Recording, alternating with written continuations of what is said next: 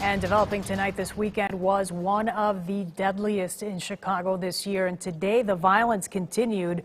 14 people were shot and killed this weekend, and more than 100 others were hurt. The youngest casualty was 3 years old, Mackay James. He was shot and killed while sitting in a car with his father in the South Austin neighborhood. Police say his father was a target. Despite the threat of severe weather, people gathered to pray for the young children hurt and killed during weekend violence. WGN's Eric Rung is covering that for us tonight. He's live from Comer Children's Hospital. Eric. Well, good evening, and one of the reasons why we are here is because that violence did continue today. A 3-year-old little girl was grazed by a bullet. We are told she is going to be okay. That is according to police, but her family as well as several others in Chicago are hurting tonight. They gathered on a corner in the Austin neighborhood to demand change. We cannot allow it. We will not allow it. Over the weekend, 3-year-old Mackay James and 13-year-old Amara Jones were killed by bullets intended for others. If you live around Austin, it affects you whether you see it or not.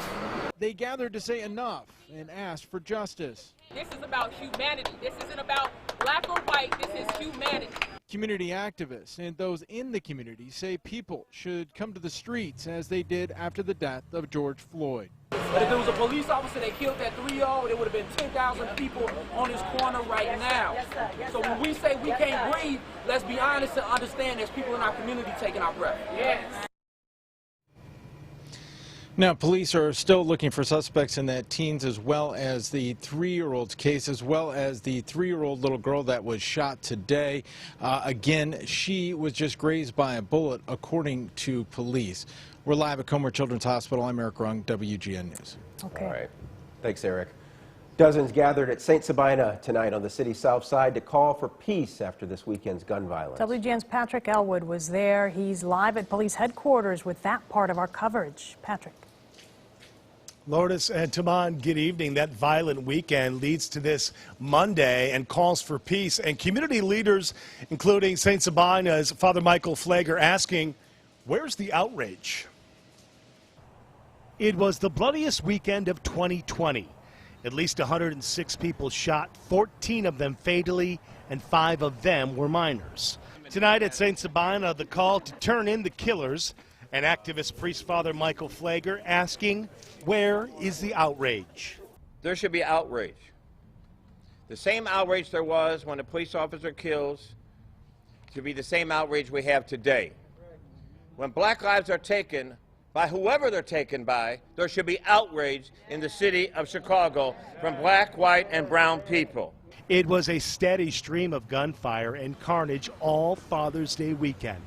CPD Superintendent David Brown addressing the matter and says he believes part of the bloodshed is at the hands of repeat offenders. There are too many violent offenders not in jail or on electronic monitoring, which no one is really monitoring. Also of issue, say the organizers at tonight's peace rally, people need to speak up and tell police if they know anything. As it is, CPD's clearance rate of murders remains way too low, they say. Amani Johnson is with the group Brave Youth Leaders of St. Sabina. I think it's time for the community to start speaking out against crimes that are happening on an everyday basis. It's time for us to not get riled up just when a white cop kills one of us, but when innocent lives are lost every day due to gun violence. We should have been pissed long before George Floyd because our lives are at stake every time we walk out our doors, regardless of the presence of police. Father Michael Flager sharing that he received a phone call from Mayor Lightfoot shortly before he began speaking about 6:30. He says that she said to him that this rate of violence will not continue. He didn't go into any kind of detail, but he said that she is promising that this will not continue at this pace moving forward. Live at police headquarters, 35th of Michigan. Patrick Elwood, WGN News. Back to you guys in the studio.